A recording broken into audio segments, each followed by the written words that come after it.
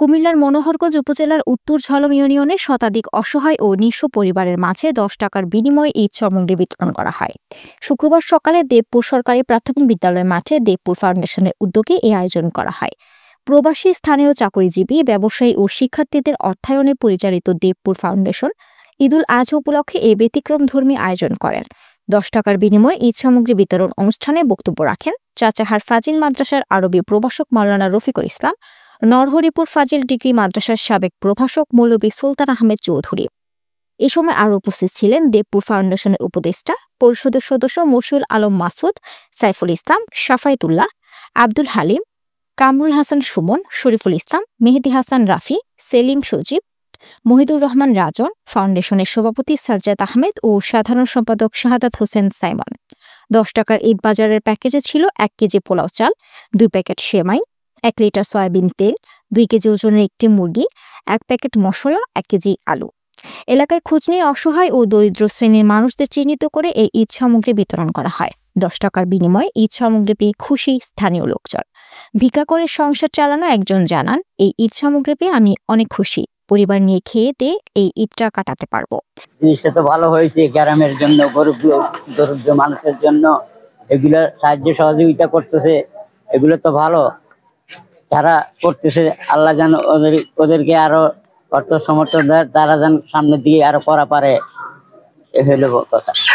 দেবপুর ফাউন্ডেশনের উদ্যোক্তারা জানান, সমাজের সকল শ্রেণীর মানুষের মধ্যে ঈদের আনন্দ ভাগ করে দেওয়ার অংশ হিসেবে আমাদের এই ক্ষুদ্র প্রয়াস।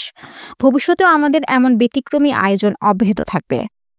ঈদের আনন্দ সবার মাঝে ছড়িয়ে দিতে দেবপুর ফাউন্ডেশন এই মহতি উদ্যোগ নিয়েছে। দেবপুর ফাউন্ডেশন শুধু এই উদ্যোগ না, আমরা আরো অনেক বড় বড় উদ্যোগ নিয়েছি। আমরা আপাতত আমাদের দেবপুর কেন্দ্রিক কাজ করতেছি। ইনশাল্লাহ আমরা এক সময় সমগ্র মনোহরগঞ্জ উপজেলা নিয়ে কাজ করব।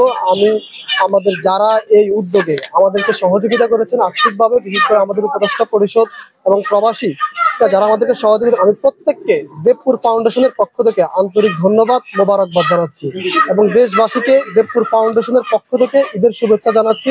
সবাইকে ঈদ মোবারক। আমাদের এই যুব সমাজের মহতি উদ্যোগের আমরা পাশে থেকে নিজেরা আনন্দিত।